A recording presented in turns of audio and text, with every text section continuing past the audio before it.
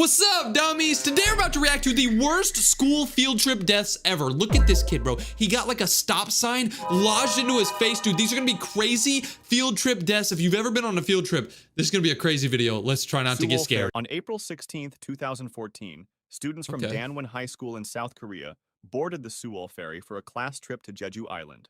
That's dope. Wait, what? When I was a kid, I would go on school field trips to like the amusement park or something. Like, they're going to an island on a boat? What the hell type of school were you at? There were 476 people on board. Most were Hell teenagers. No. They wore their school uniforms and carried back. This dude's hair looks like a damn lettuce.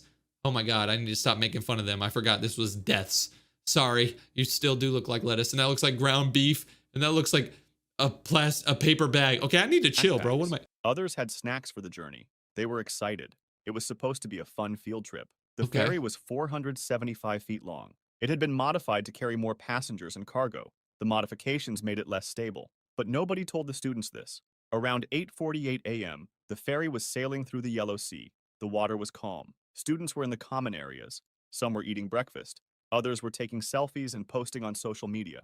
A few were still sleeping in their cabins below deck. At 8:49 a.m., the ferry made a sharp turn. Too sharp that it caused the ship to tilt to one side. No Students way. stumbled and trays slid across the floor. Everyone was in panic. Then, the intercom crackled. A voice told everyone to stay where they were. The students obediently listened. They trusted the crew, but the ship never stopped tilting further. On the other end, the captain and crew members began evacuating. They left first, leaving the passengers aboard. At 9:30 a.m. No way. The captain and the crew members got off, but they left all the kids in their rooms and stuff? They just said, don't leave your room. Wow. The ship was already listing at 50 degrees. Students in lower cabins were faced with rising water. The corridors had become steep slopes. Some tried climbing out. Others stayed in their rooms like they'd been told. They were scared, confused. Bro, what do you mean should I go out? Break the damn window. I don't care, bro. If like I'm stuck on, like I go on cruise ships all the time. So if something like this were to happen and I was stuck in a room, I'm breaking the damn window, bro. Yet, the water kept rising. Wow. Students who tried escaping faced flooded stairwells. The water was dark and cold. Some made it to windows but couldn't break through. Others got stuck in narrow passages as the ship turned on its side. At 10:31 a.m., the Sewol capsized completely. Divers arrived but couldn't get inside immediately. The currents were too strong. When they finally entered, they found students still in their cabins, still wearing their uniforms. Some were holding hands. Others had their life jackets on, but had never left their rooms. They were holding hands. Oh my god. 304 people had died. Wow. Most of whom were students from Danwon High School. Only 172 survived. Shoes and backpacks later washed up on shore. Oh my god. The captain was later arrested and sentenced to life in prison.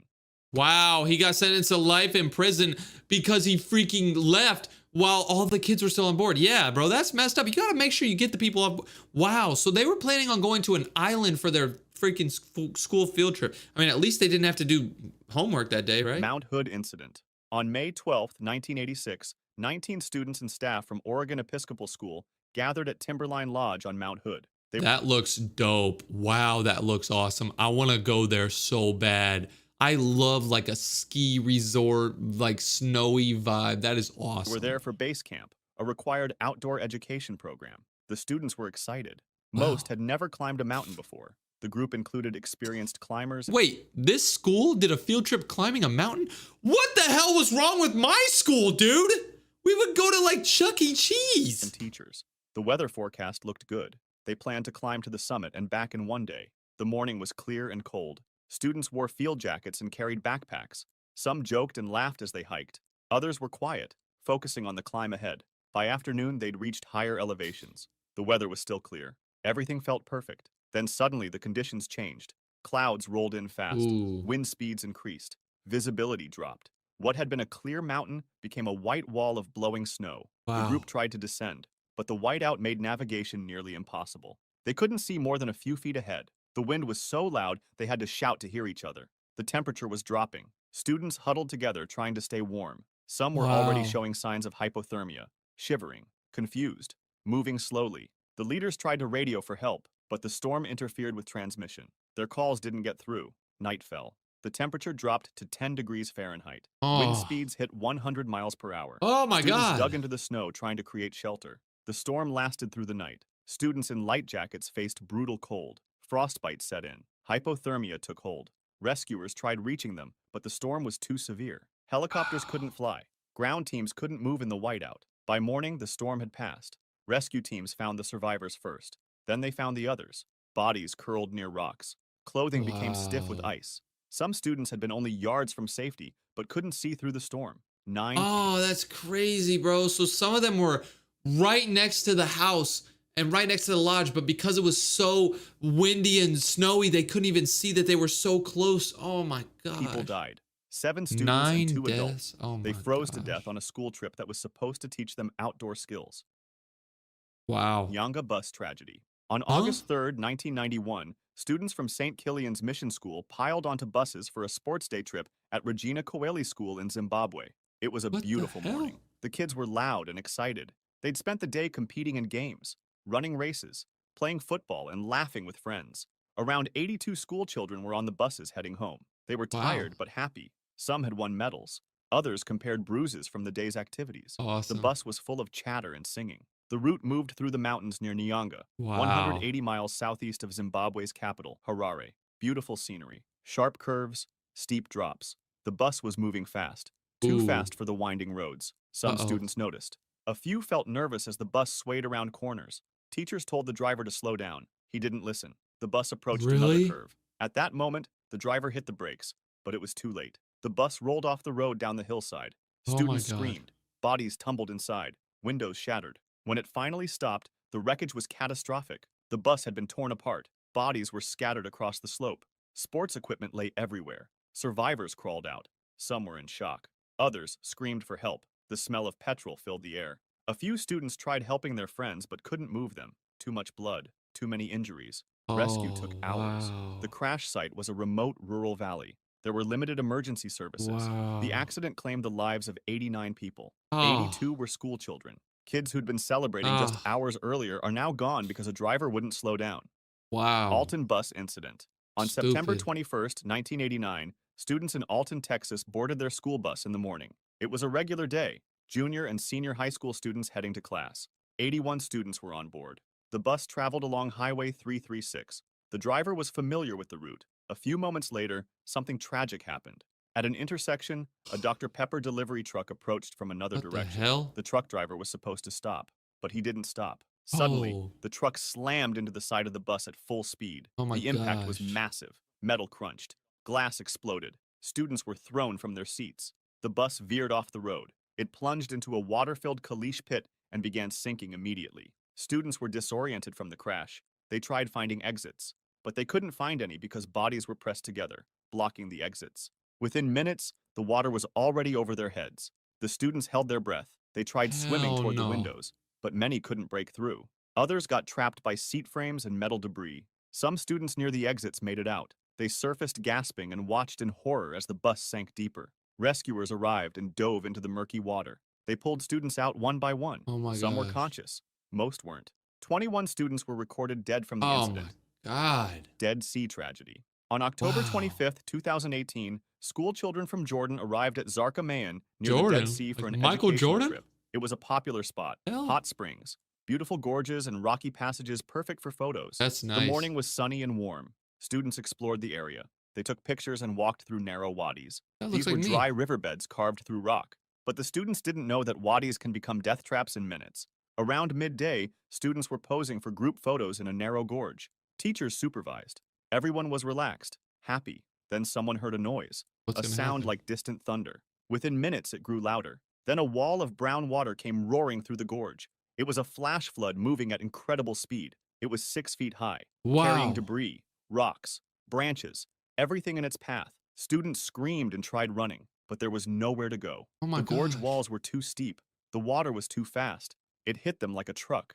They were swept off their feet. Teachers grabbed at children, but the current was too strong. Bodies tumbled in the churning water. Oh Some clung to no. rocks. Others were carried downstream. The water kept coming, wave after wave, brown and violent. Students who'd grabbed onto something watched their friends disappear in the current. Some students managed to climb higher on the rocks. Others weren't fast enough. The flood swept them into wider channels, bashed them against boulders, Oh my pulled them gosh. under. Rescue teams arrived, but the flood was still raging. They couldn't reach everyone. They watched helplessly as students were carried away. Parents arrived at the scene. The sounds of mothers crying mixed with rushing water. When the flood finally subsided, rescuers Ah, found bodies scattered along the wadi. Some were miles from where they started. Others were buried in mud and debris. 21 people died. Most were school children, killed by water that 21. came from storms they never saw. A sunny day turned into a nightmare in seconds. Wow, nature is Parktown Boys crazy. tragedy. On January Like nature, you just never know when the weather could go bad. In that first story or the second story, they were hiking and it was supposed to be sunny out and then it just became snowy really quick. Weather can change instantly. You got to be 15th, prepared. 2020, grade 8 students 2020. from Parktown Boys High School in South Africa Wow. arrived at Nayadi Bush and Riverbreak Lodge for orientation camp. It was supposed to build teamwork and help new students bond. The camp was near the Crocodile River. One of the activities required students to build rafts and cross the river. The That's students were cool. excited. It felt adventurous, like something from a movie, until it became something else. 13-year-old Enoch Mpianzi was among them. He helped build a raft with his group. They tied logs together and tested the ropes. Teachers and camp staff supervised them. The river looked calm. Brown water moved slowly. Students didn't know the current was stronger than it appeared. The groups pushed Oh. their rafts into the water. Some rafts were more stable than others. Enoch's raft looked wobbly, but they launched anyway. The raft made it a few meters Oh. from shore. Then it started tipping. Students tried balancing, but the raft flipped. At that moment, they Oh. fell into the brown water. Most of them surfaced quickly, grabbed onto logs, and started swimming. Teachers on the bank shouted instructions, but Enoch didn't surface. Students looked around for him, Wow. called his name. Nothing. The water was too They dark to didn't know see how to below the surface. swim? They started searching. Students on the Something in my bank watched in eye. growing panic. Where was Enoch? Rescue efforts began, but they were slow. The camp didn't have proper emergency procedures. No lifeguards, no immediate rescue equipment. Minutes passed, then an hour. Other students were Oh, pulled he's from the gone. water, but not Enoch. His classmates stood on the bank wrapped in towels, shivering, He's crying. They he's just done watched for. their friend disappear. The next day, his body was found. Oh my Downstream, god. he drowned. That's He wasn't sad. wearing a life jacket. Kerala bus incident. On October Kerala bus 5th, incident. 2022, students from Kerala, 2022? India boarded a private tourist bus for a school outing. It was late evening. Most students were tired from the day's activities. Some slept in their seats. Others talked quietly. The bus traveled along a highway heading home. The driver was going fast, much faster than safe. He was trying to overtake another vehicle. Ahead was a state transport bus, but the driver didn't see it until it was too late. He Oh my slammed gosh. on the brakes. The bus skidded, but the speed was too high. The tourist bus crashed into the state bus at high speed. The impact was catastrophic. The front of the bus crumpled. Students were thrown forward and the bus rolled onto its side. Inside was chaos. Students who'd Oh. been sleeping woke up to pain and screaming. Others couldn't move. They were trapped by twisted metal and overturned seats. Those who could move tried helping others, but some students weren't responding. Blood covered the floor. The smell of fuel filled the air. Emergency services arrived. They cut through metal to reach trapped students, pulled bodies from the wreckage. Some students were conscious. Others weren't breathing. Parents rushed to hospitals. Corridors filled with crying families. Doctors worked on Oh. student after student. Some survived with injuries. Damn. Others didn't make it. Eventually, 9 people died, 5 of whom were Oh my students. gosh, bruh. Wasan Gishu incident. On October What? 28, 2023, primary 2023? school pupils from Arab Moi Primary School in Kenya Wow. arrived at a Kenya. man-made dam in Uasin Gishu County for a school outing. It was supposed to be an educational trip in preparation for an examination. The children were young and excited. The dam was a popular local spot, perfect for small boat rides and nature lessons. The teachers had organized canoe trips across the water. The children gathered at the water's edge. They wore their school uniforms. Some carried lunches their parents had packed. They talked Wow. excitedly about getting in the boats. Most had never been in a canoe before. The boats were small and made with simple wooden craft and rafts. They climbed in groups, too many in each boat. The teachers tried organizing them, but the children were eager. They pushed off from shore. The boats sat low in the water, overloaded, but they didn't notice. They were laughing, splashing water at each other. As they moved slowly across the dam, one of the boats started tipping. The children shifted their weight trying to balance, but there were too many bodies Oh on one my side. gosh. The boat tilted further, and water started pouring over the edge. The children screamed. Some tried jumping to the other side, but that made it worse. At 5 p.m., the boat flipped completely. They all fell into the water. Most couldn't swim. They tried grabbing onto the overturned boat, but their hands kept slipping. Nobody was wearing life jackets. Teachers on shore started shouting. Other boats tried turning back, but they were too far away. The pupils in the water were sinking fast, Oh my small arms gosh. reaching up, faces disappearing under the surface. The Oh, water wasn't deep, but panic made them forget to stand. They inhaled water, choked and drowned. Teachers ran into the water trying to reach them, but by the time they got there, several children had already sunk. The surface was eerily calm, just ripples where they had been moments before. Rescuers pulled the children from the water. Some were still conscious, coughing up water. Others were limp. The pupils were wrapped in blankets and sat crying, watching their friends being carried away. In the wow. end, 5 pupils died. They had Oh, drowned in a man. school outing that should have been fun. Man.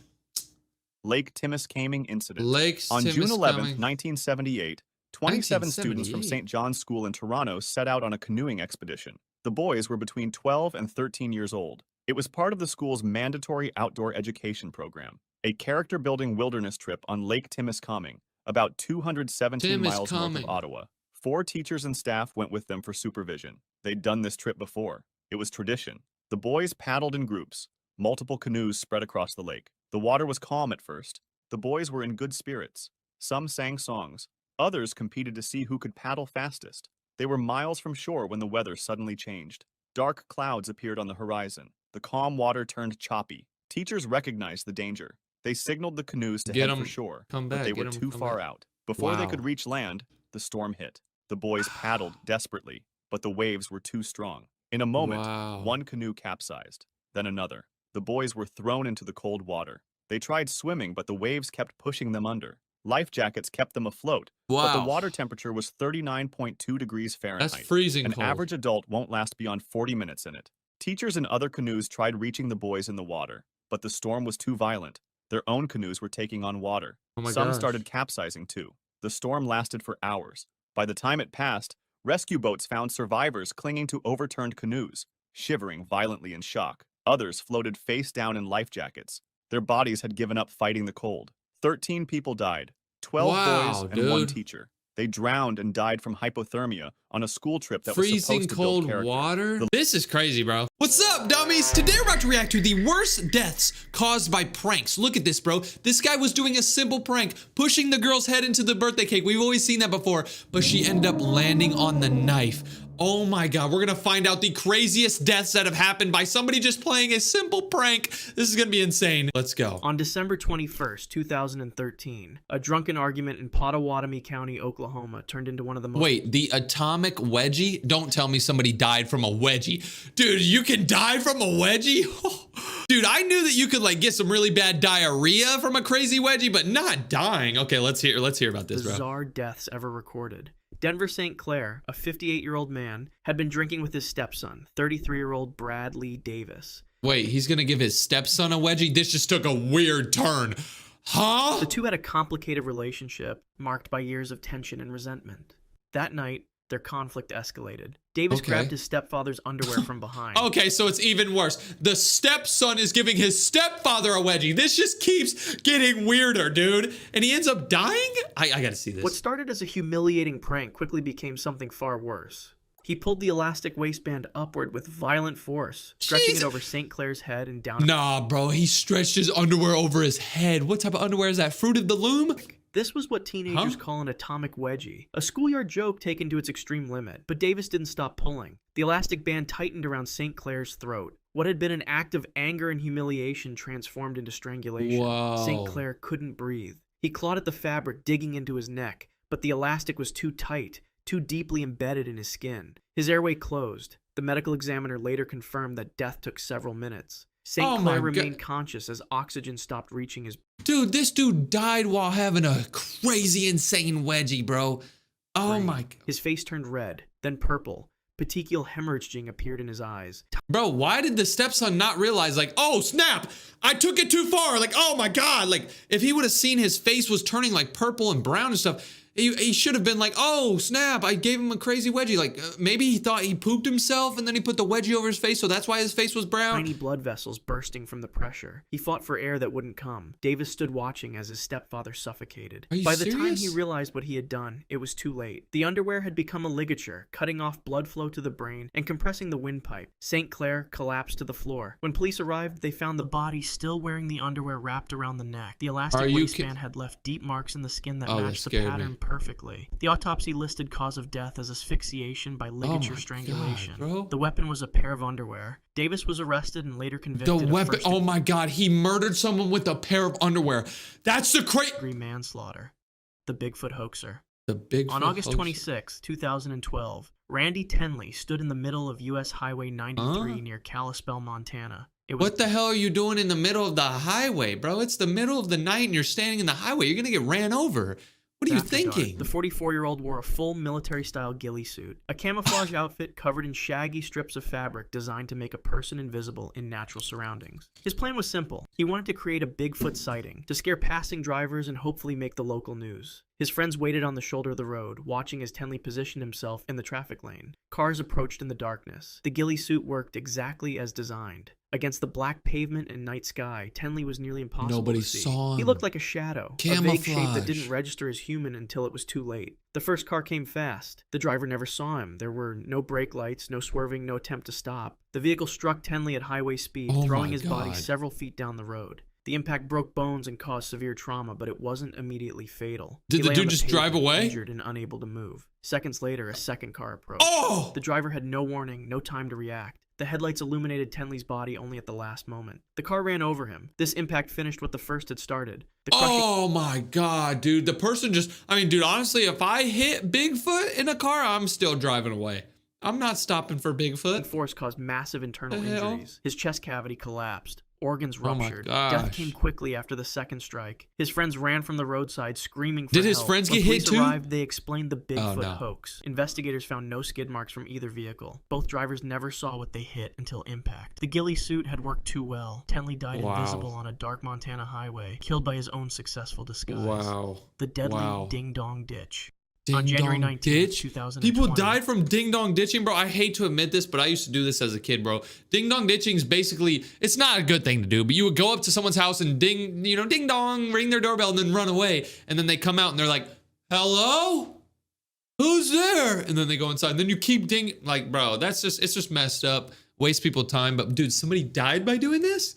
This is gonna be crazy. 6 teenagers drove through a quiet neighborhood in Corona, 6 California. They had teenagers? just pulled off a classic Y'all prank, are bored ringing the as doorbell hell. at Anurag Chandra's home and running back to their car. It was Who? Ding Dong Ditch, harmless fun that teenagers had been doing for generations. Among them were Daniel Hawkins, Jacob Ivoscu, and Drake Ruiz. But Chandra didn't see it as harmless. He was enraged. Within seconds, he got into his car and began chasing them. No What way. started as a prank became a high-speed pursuit through residential streets. Chandra accelerated to 99 miles per hour, What? weaving between parked cars and through intersections. The teenagers tried to escape, their driver pushing the car faster, but Chandra stayed close behind. The chase lasted several minutes. Are you that mad, bro? Somebody rang your doorbell. I mean, that's what it's used for. Chandra pulled alongside the teen's vehicle. He didn't just follow them. He deliberately rammed their car with his own. The impact forced them off the road. At No. that speed, the driver had no chance to regain control. The car veered sharply, left the pavement, and slammed into a tree. The Oh. collision was brutal. The tree punched through the passenger compartment, metal crumpled inward. The Wow. three sitting in the back died instantly from the impact. Their bodies were thrown against seatbelts with enough force to cause fatal internal injuries. Whoa. The tree had essentially cut through the vehicle's structure, crushing everything in its path. The other 3 teenagers survived with serious injuries. Chandra stopped That's at the good. scene and was arrested immediately. He was later charged with 3 counts of murder. A doorbell Oh. prank had ended in triple homicide. 3 Oh my families God. lost their sons because a grown man couldn't control his rage over a momentary annoyance. Over a Chandra was convicted doorbell? and sentenced to life in prison without the possibility They of rang parole. your doorbell. The Oh, Royal Radio prank. Royal In early Radio. December prank? 2012, Jacinta Saldana was working her shift as a nurse What is her name? Jacinta Saldana? That is at King fire. Edward VII Hospital in London. The hospital was treating Kate Middleton, who was pregnant with her first child. That morning, the phone rang at the nurse's station. Saldana answered. On the other end were 2 Australian radio hosts pretending to be Queen Elizabeth II and Prince Charles. They asked for Really? information about Kate's condition. Saldana believed the impersonation was real. She transferred the call to another nurse who gave details about the royal patient's medical status. The entire conversation was recorded. Within hours, the radio station broadcast it internationally. The What? prank became global news. Saldana's That's voice was weird. heard by millions of people around the world. The hospital launched an internal investigation. Media coverage intensified. Saldana felt crushing shame and guilt. She believed she had betrayed patient confidentiality, failed the royal family, and humiliated her hospital. The weight of public exposure became unbearable. She couldn't Oh. escape the knowledge that her mistake had been broadcast Bro, don't tell me worldwide she's and gonna- replayed endlessly across news channels. Over the next few days, her mental state deteriorated rapidly. She wrote 3 notes expressing her guilt Oh and my shame. gosh. On December 7th, just days after the prank call, Saldana was found dead in her nursing accommodation. Oh She had my chosen to gosh, leave by bro. hanging. Both hoped I'm for ending her skipping own that, life. bro. The That's on crazy. February 20 minutes, its consequences were permanent. The dry ice pool. The On dry February ice. 29th, 2020, What? a birthday party was underway in Moscow, Russia. A To birthday celebrate- party? Oh no, bro! Don't tell me some.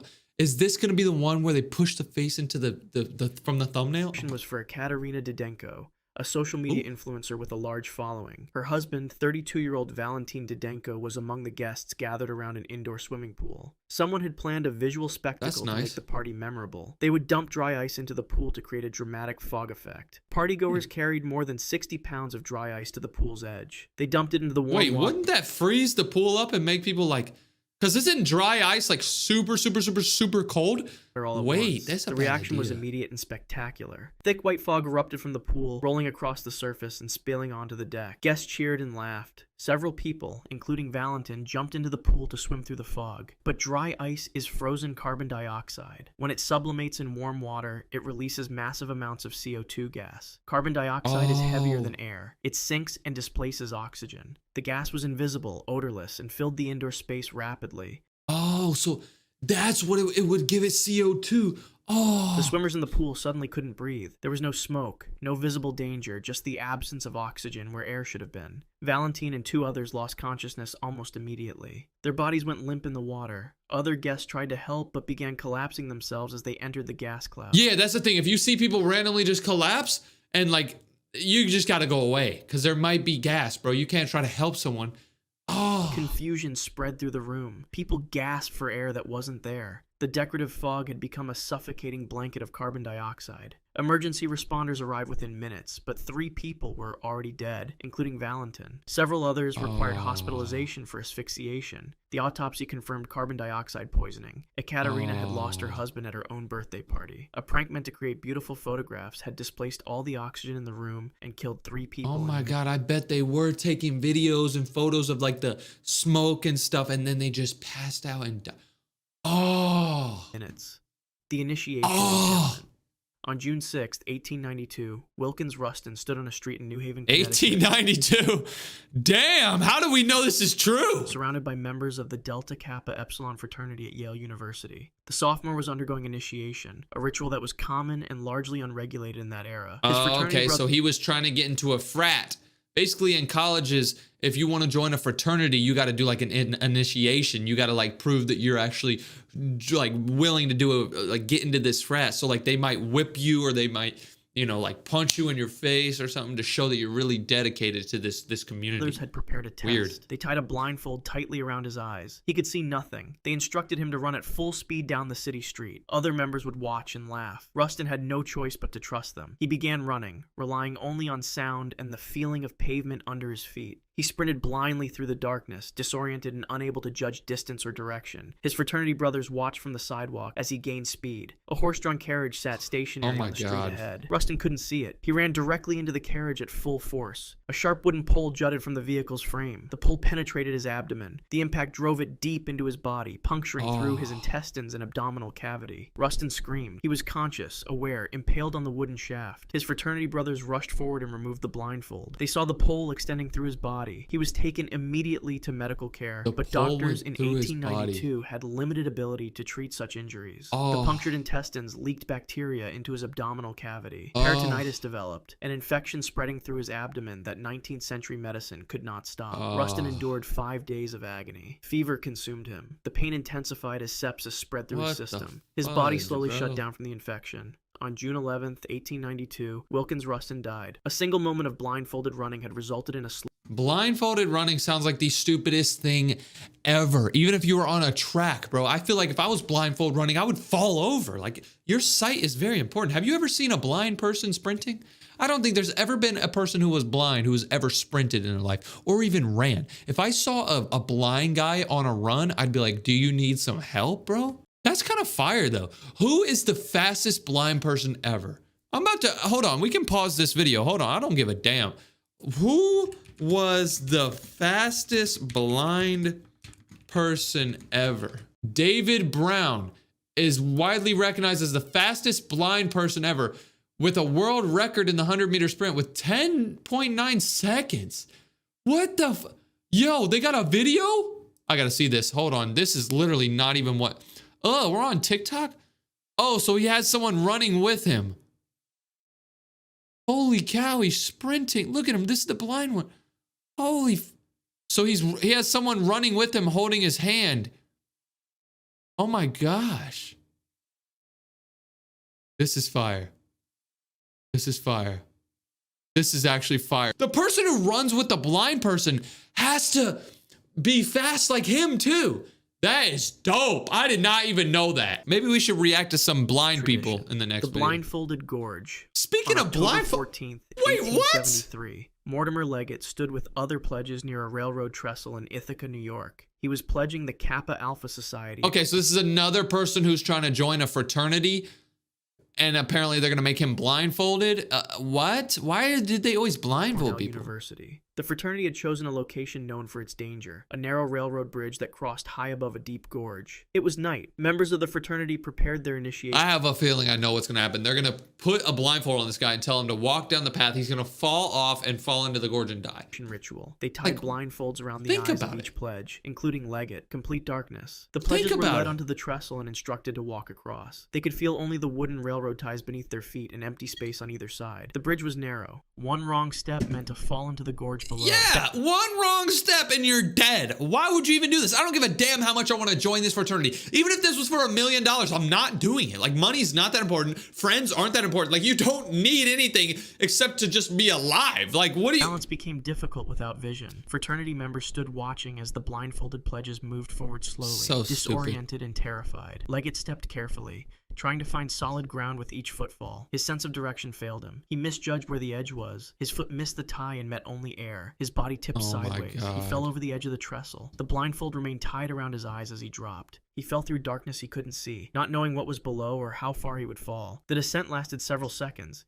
He hit the rocks and water at the bottom of the gorge with massive force. The impact fractured his skull. His bones shattered. Internal organs ruptured from the collision. And guess what? Now you can't join the fraternity because guess what? You're dead. Was instant. When they recovered his body from the gorge, the blindfold was still tied securely around his eyes. God. Mortimer Leggett had died without ever... That must mean that blindfold was tied hard as hell. If you fall that far and you break your skull, but you don't even lose the blindfold, they must have yanked his... Seeing what killed him. Cornell faced scrutiny over the incident, but hazing practices continued despite his death. A trust exercise designed to test courage had become an execution, and a young man fell to his death while his fraternity brothers watched from above. Jesus the Vaseline Christ, bro. I mean, yeah, that's the thing, bro. Like, if you're blindfolded, like, let me just do this. So, if you can't see anything, like, it's hard to, like, walk in a straight line. Like, I'm going to try it. Hold on. Okay, so I'm right here, and then I'm, like, going to walk in a straight line or whatever. Like, I feel like I'm not doing it. Yeah, I curved, bro. Like, you can't walk in a straight line if you're blindfolded. You need to be able to see. So that just goes back to that one sprinting guy, bro. How the hell is he able to sprint in a straight line, bro? If I was sprinting while blindfolded, bro, I'd be going left and right. All right, let's see this one. On August 17th, wait, did he just say Vaseline stop? The Vaseline stop sign. Vaseline? Like the stuff you put on your face and stuff?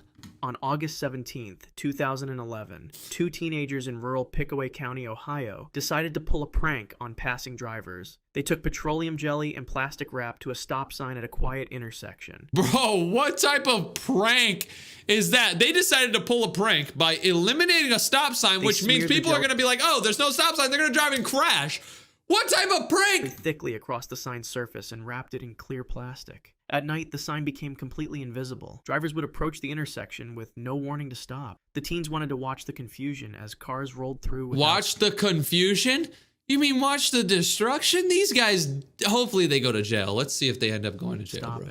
I don't care if anyone like didn't crash or anything. That's still, you got to go to jail for that. That evening, 80-year-old Jean Shea was driving with her Oh sister, my God. 85-year-old Mary 80-year-old. Spangler, in the passenger seat. 80-year-old and 85-year-old, they're done. They died. Oh my God. They were traveling on familiar rural roads they had driven for years. As they approached the vandalized intersection, Shea saw nothing to indicate she should stop. The sign was there, but the petroleum jelly and plastic wrap made it impossible to see in the darkness. That's messed She drove up. through at normal speed. An SUV was approaching from the perpendicular road. Oh my That God. driver had the right of way. He saw Shea's car not stopping and tried to brake, but there wasn't enough time. The SUV struck the passenger side of the car at full Oh. speed. It was a T-bone collision. The impact crushed the passenger door inward. Metal crumpled directly into where Spangler sat. She absorbed the Bro, this is not even like related, but that looks like the Jordan logo. Like, it's like about to slam dunk it. Okay, sorry. full force of the collision. had to say At that. 85 years old, her body couldn't withstand the blunt trauma. Her ribs shattered. Internal Oh. organs were damaged beyond repair. She died instantly from the impact. Shea survived with injuries but lost her sister. Police found the teenagers shortly after. The Wow. petroleum jelly was still smeared across the stop sign, evidence of what they had done. They were arrested and charged. A simple prank designed to cause momentary confusion had made They a were stop arrested and charged. Okay, thankfully they were arrested. I didn't know that Vaseline and clear plastic wrap could make something invisible at nighttime.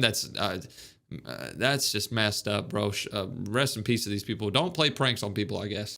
What's up, dummies? Today we're about to react to the worst kitchen deaths ever. Look at this thumbnail. This girl was apparently burned alive. What was she doing? Cooking like hot dogs and did she fall into the flames? I don't know. This is gonna be insane. The craziest kitchen deaths ever.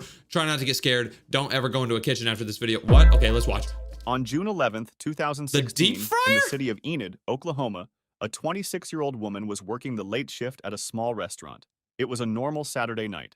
The dinner rush was over, and most customers had gone home. In the kitchen, the workers began their usual cleanup. One of the machines still running was the deep fryer. It had been used all day to cook fries, chicken, and Don't tell me this girl fell into a deep fryer, bro. This is where they cook the chicken and the fries and the onion rings and the freaking mozzarella sticks and the freaking tater other tots. food. Even after hours of cooking, the oil inside was still over 350 degrees Fahrenheit. Oh. The surface of the 350 degree oil, bro. Whenever it's like 80 degrees outside, it's hot, bro. So imagine 350. Oh. oil shimmered in the light, giving off waves of heat. Everyone in the kitchen knew to be careful around it.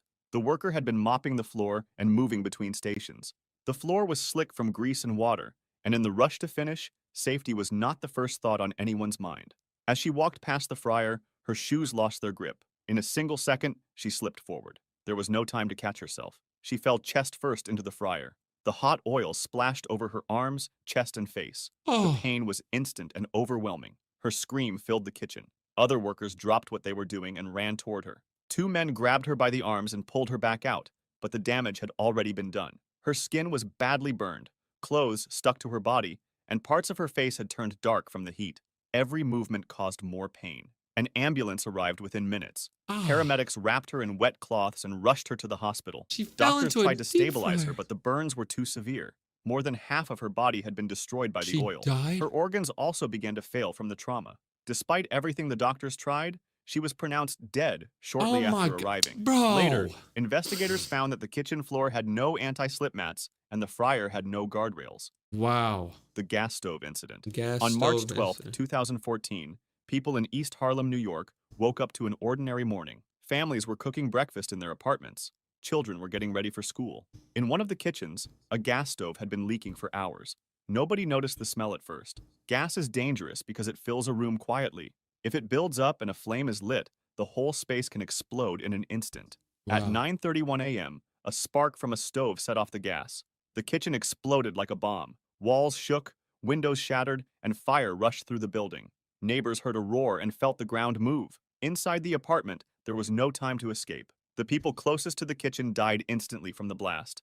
Others were trapped as the fire spread. The explosion was so strong it collapsed part of the 5-story building. Rescue workers rushed to the scene. Firefighters pulled survivors out of the rubble, but it was already too late for many. Bro, In I got a gas stove, bro. My stove that I cook with every day is gas. Dude. total, 8 people were killed and more than 70 were injured. Many Oh of them my were ordinary gosh. families who had just been cooking breakfast. Investigators later confirmed that the blast came from a broken gas pipe that fed into the stove. The pipe had cracks and leaks that had not been fixed. Residents had complained of smelling gas days before, but the danger was ignored. The disaster shocked New York City. Gas leaks had caused small fires before, but this was one of the deadliest kitchen explosions in the city's history. I ain't cooking. Newspapers showed pictures of the destroyed building, with only smoke and broken bricks where families had once lived. The terrifying part about gas is that you can't see it, and that's exactly what makes it so deadly. And just like that, there are invisible dangers online that we often ignore. I realized this myself when I Bro, scolded this dude got a give up sites sponsorship. on the dark anti-billion Get this dollars out- in get identity out of the way, products bro. and the Pinto on cooker incident. In 2017, thanks to Aura for sponsoring this video. All right, The here we pressure go. cooker incident. In 2017, a family in Florida was preparing dinner at home. Like many households, they used a pressure cooker. It was a common kitchen tool, designed to cook food faster by sealing steam inside a heavy pot. But when something goes wrong, the pressure inside can turn it into a deadly weapon. On this evening, the family's pressure cooker was Turns filled into with a bomb? beans. As it heated up, the valve on the lid should have released extra steam. Instead, it failed. Pressure built inside the pot, Oh. higher and higher, until the lid could no longer hold it. Suddenly, the lid blasted off with the force of a bomb. It shot across the small kitchen like a piece of flying metal. In the path of the explosion was a young child. The Oh. lid struck the child in the head. The noise of the blast was so loud that neighbors thought it was a gunshot. The fuck Inside was the that? kitchen, chaos followed. Food and boiling water sprayed across the room. The family rushed to the child, who was already badly injured. They called 911 and tried to stop the bleeding while waiting for paramedics.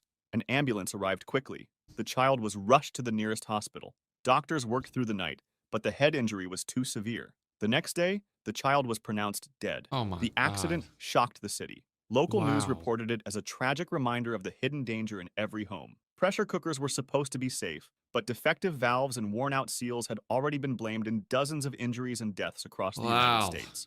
In the following months, lawsuits were filed against pressure cooker manufacturers. Consumer safety groups warned about models that had faulty lids or failed safety features. The grease fire incident. On November 28, Huh? 2014, the day after Thanksgiving, a family in Cedar Hill, Texas, was finishing their holiday meals. In the kitchen, a large pot of oil sat on the stove. It was being heated for frying food, a common holiday tradition. Grease and cooking oil are among the most dangerous things in a kitchen. When oil becomes too hot, it doesn't just boil, it catches fire. That's exactly what happened in Cedar Hill. At some Wow. point during the cooking, the oil began to smoke. Seconds later, flames shot up from the pot. The fire spread fast. I didn't know Flames that was reached the wooden possible. cabinets above the stove. The kitchen filled with thick smoke. A woman in the house, trying to stop the fire before it consumed the home, made a fatal mistake. She grabbed the pot of burning oil with the intention of carrying it outside. The moment she lifted it, the oil splashed over the edge. Burning liquid poured down her arms and chest. Her clothes caught fire instantly. She screamed as the flames spread across her body. Neighbors heard the cries and rushed over. They saw smoke pouring from the kitchen window. By the time they pulled her out of the house, she had already suffered burns across most of her body. Firefighters arrived within minutes and extinguished the fire, but I the thought they were damage gonna to her was done. Paramedics water rushed on her her. to Parkland Memorial Hospital in Dallas, a facility known for its burn unit. Doctors tried to stabilize her. She was placed in intensive care, but the burns were too severe. Within hours, she died from her injuries. Wow. The case appeared in local news across Texas as a tragic holiday accident. Fire officials explained that grease fires happen quickly, often within seconds. Once the oil ignites, the flames can double in size almost immediately. They used it to warn the public. This is why I Never don't move a eat pot oil. of burning oil. I never eat oil. I use butter. Never throw water on a grease fire. Seed The oils only are safe horrible way is for to you. smother it with a lid or a fire extinguisher. The electrocution incident. In July 2019, at a restaurant kitchen in Allentown, Pennsylvania, a normal day of work ended in tragedy. The victim was a 32-year-old kitchen employee. His job that afternoon was to clean and maintain a commercial deep fryer. The fryer had an electric heating system. It Deep used fryer. strong power cables to keep the oil at cooking temperature. Over time, grease and water had leaked into the wiring. The protective covers were damaged, but the machine was still in use. As the worker leaned in to clean the area, he touched one of the metal parts connected to the power line. In that instant, thousands of volts passed through his body. Oh my Witnesses later said that he gosh. cried out and collapsed immediately. His coworkers at first thought he had slipped, but when they tried to pull him back, they felt the shock themselves. They had to use a wooden broom handle to move him away from the fryer. Emergency services were called at once. Paramedics arrived within minutes, but the man was already in cardiac arrest. They tried CPR and Wow. used a defibrillator. For Electrocution nearly is half an crazy. hour, they attempted to restart his heart. Finally, at the hospital, he was pronounced dead. Investigators He from dead. the Occupational Safety and Health Administration, OSHA, reviewed the scene. They found that the fryer had exposed wires and no Wow. proper ground connection. It was a clear safety violation. The restaurant was fined thousands of dollars for failing to maintain safe equipment. Electrocution in kitchens is less common than burns, but it is just as deadly. Water, steam, and metal surfaces make kitchens perfect places for electricity to spread. In this case, a single contact point was enough to kill instantly. The freezer incident. On September 23, 2019, a 61-year-old woman started her morning shift at a restaurant in Boston, Massachusetts. Like many kitchen workers, she began the day by checking supplies. The restaurant had a large walk-in freezer, a cold room where meat, vegetables, and She other food were definitely stored. got trapped At in around that 8 freezer, a.m., huh? she stepped into the freezer. The heavy metal door closed behind her. Normally, this was no problem. Walk-in freezers are built with safety handles on the inside, so workers can always push their way out. But on this day, the handle was broken. The freezer sealed shut. The woman was trapped. Inside, the temperature was set to below -10 degrees Fahrenheit. Oh, In she such did. cold, the human body loses heat very quickly. She Within did. minutes, fingers go numb. After half an hour, muscles weaken and thinking becomes slow. Hypothermia sets in, and the body begins to shut down. For hours, nobody noticed that she was missing. The kitchen was busy preparing for the day, and other staff members assumed she was working in another part of the restaurant. The freezer was in a back area, away from the noise and movement of the main kitchen. As time passed, the woman Wow. grew weaker. At some point, she collapsed near the door. With no way to call for help, there was nothing she could do. It was only later in the day, when coworkers went to look for her, that they discovered the truth. They opened the freezer and found her body on the floor, close to the door, as if she had been trying to escape. Paramedics were called immediately, but there was nothing they could do. She had died hours earlier from extreme cold. The Mixer Incident. On October 21st, 2001, in a small pizza shop in New Jersey, Mixer? a normal evening shift turned into a tragedy. The restaurant was family-run, like thousands of others across America. In the back of the shop stood a large dough mixer. It looked like a household kitchen mixer, only much bigger, with a wide bowl and a heavy metal fork that spun inside. Don't tell me that That- somebody's gonna get stuck in there, or like somebody's hair gets stuck and then they get round, round, ring around. Oh, that'd be night, crazy. a 15-year-old boy was working in the kitchen. He had only Oh. recently arrived in the United States from Guatemala and had been on the job for a few weeks. His job was to help prepare dough and clean the machines. The dough mixer was powerful. It was designed to mix large amounts of flour and water at once. Everyone in the shop knew it was dangerous if not used carefully. The rules were clear. Never clean it while it was running. But the safety cover on this machine was broken, and training was poor. At some point during his shift, the boy opened the cover and reached inside to scrape out leftover dough. The mixer was still switched on. The rotating fork caught his arm and pulled him into the machine. His coworkers heard him scream and ran to help. They tried to switch the mixer off, but by the time it stopped, it was too late. The Oh boy my had suffered God. catastrophic injuries. Firefighters and paramedics were Dude, imagine that scene. So a dough mixer is like really big. It's like as big as that. Imagine you get stuck in and it's like straight metal. So it starts bending your body. Oh, I bet he was just like, oh, he was mixed up. When they arrived, they had to partially dismantle the machine with tools before they could free Oh his my body. He was gosh. pronounced dead at the scene. Investigators from OSHA later reviewed the accident. They found multiple safety Bro, I like how there's still blood in the dough. Like, are they gonna serve that? Dude, that's insane. One of those big mixers. Like, imagine a small mixer. You ever seen somebody like making like brownies or something? You can like get your hair stuck in that. You know what I mean? Or your finger. Ow! But imagine like a mixer this big. It's probably like this big, right? Or like this big. He like was like cleaning it and it started spinning him and it just dude, he became into a ball, bro. His bones were broke. Oh my gosh. Nobody was hurt, by the way, YouTube. failures. The safety guard on the mixer had not been working. The young worker had never received proper training, Oh my gosh. See, you gotta train your employees, bro. Oh and my. he should not have been operating such dangerous equipment in the first place.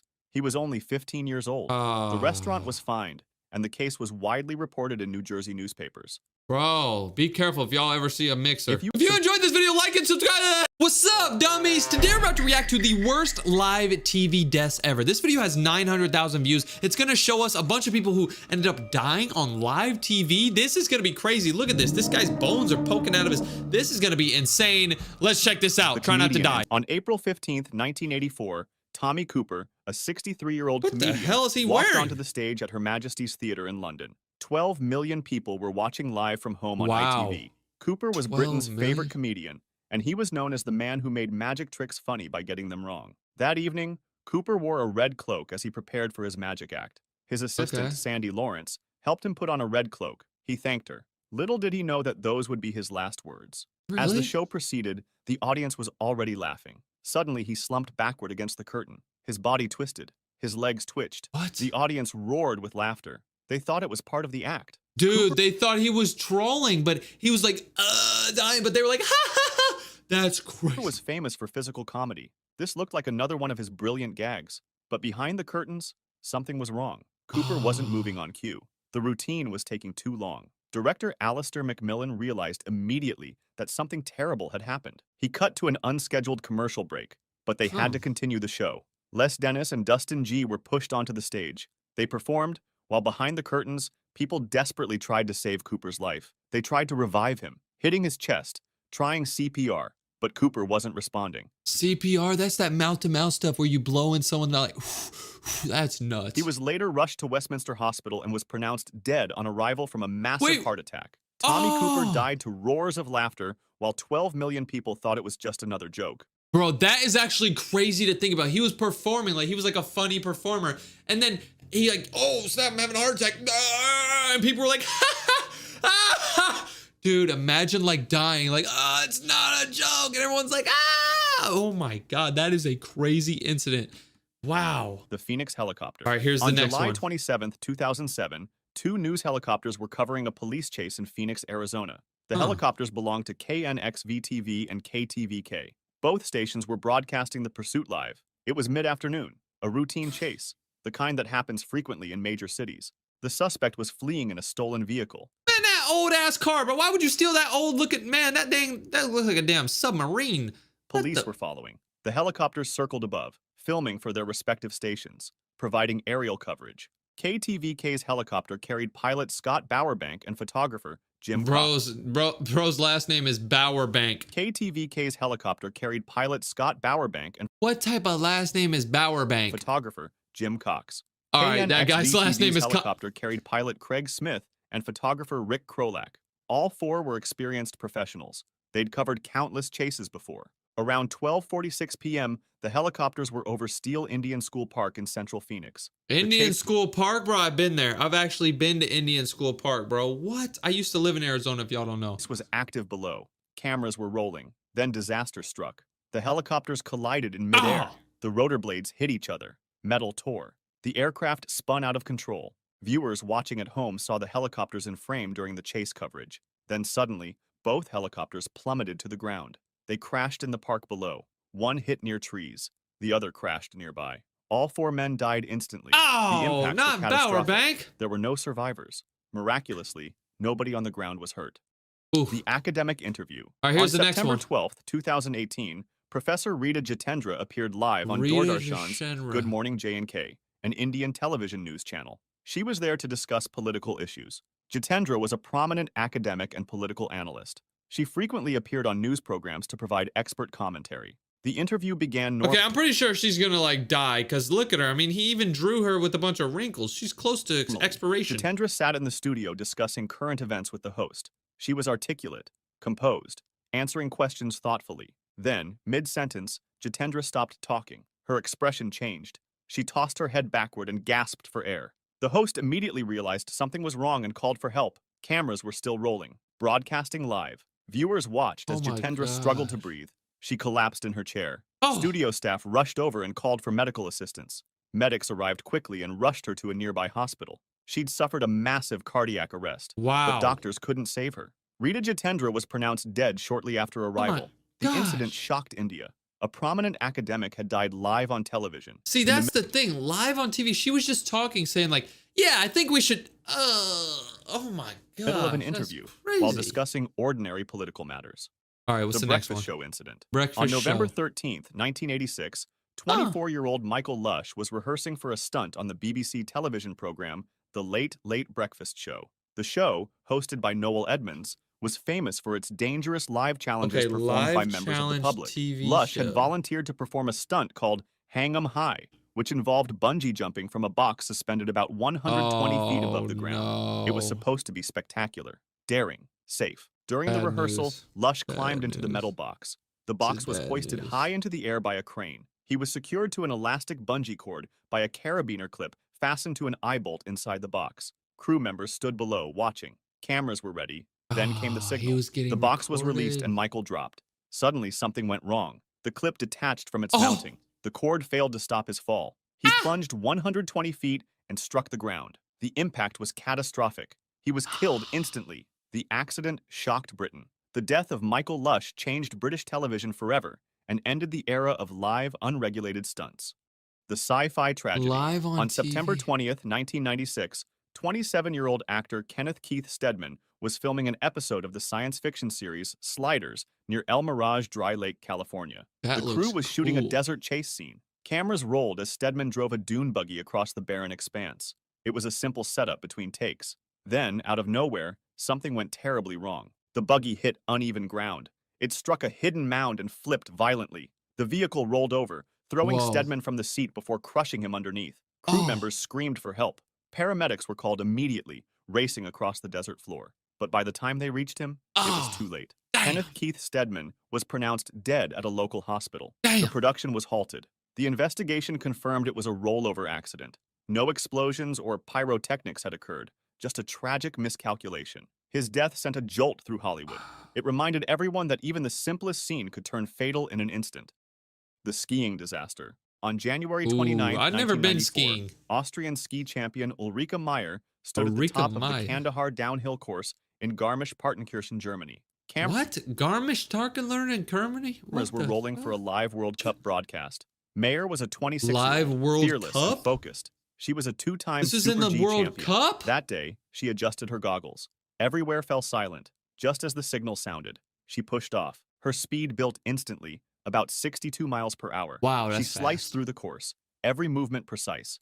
But as she hit one of the fastest sections, something went wrong. Her ski caught an edge. In a split second, Meyer lost control. Initially, it was believed she struck a timing post, but later investigation concluded she likely broke her neck upon hitting the ground, not from a post impact. She then slammed into the safety netting with tremendous force. The sound was sickening. Rescuers rushed to her side. Medical teams tried to revive her, but Ulrike Meyer never regained consciousness. She was pronounced dead shortly snap. after reaching the hospital in Murnau. Live The entire on crash World had Cup? unfolded on live television. The world of Ah. skiing was shattered.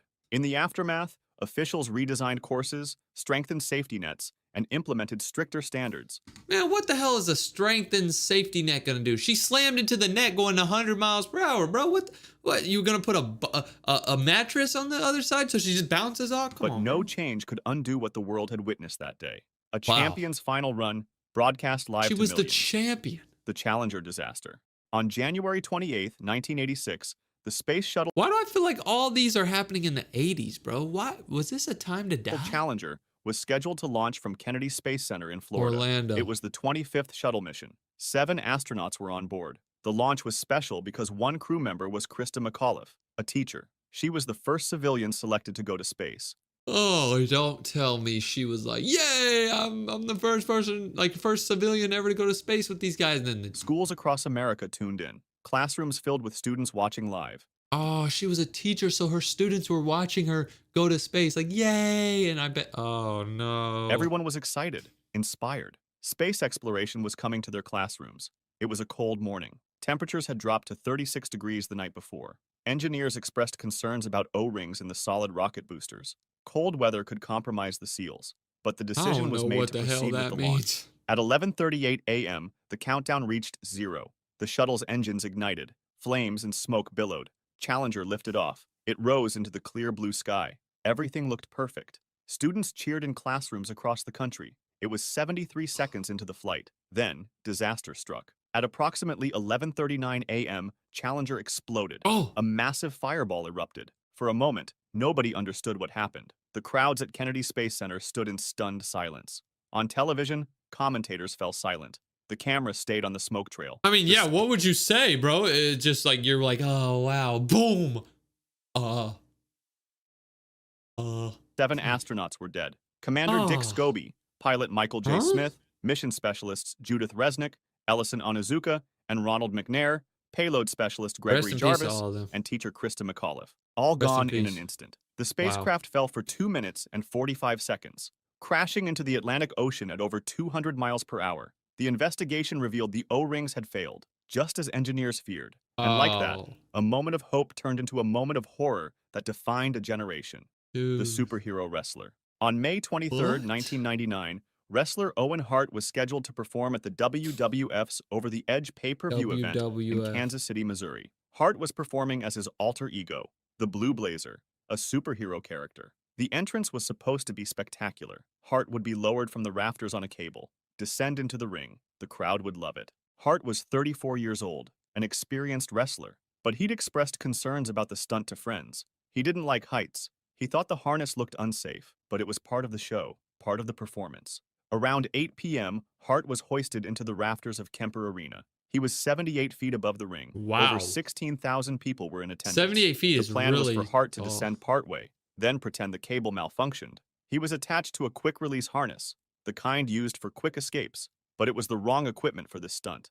The release mechanism was too sensitive. As Hart was being moved into position, something went wrong. The quick-release mechanism triggered accidentally. The harness opened, causing Hart to fall. He plummeted 78 feet and fell straight down into the ring. His chest struck the top rope. Hart tumbled into the ring and lay motionless. The impact was destructive. At first, the crowd thought it was part of the act. Some laughed, others cheered. But EMTs rushed to the ring immediately. Whoa. They knew this wasn't planned. Hart wasn't moving or breathing. They began Oh. CPR.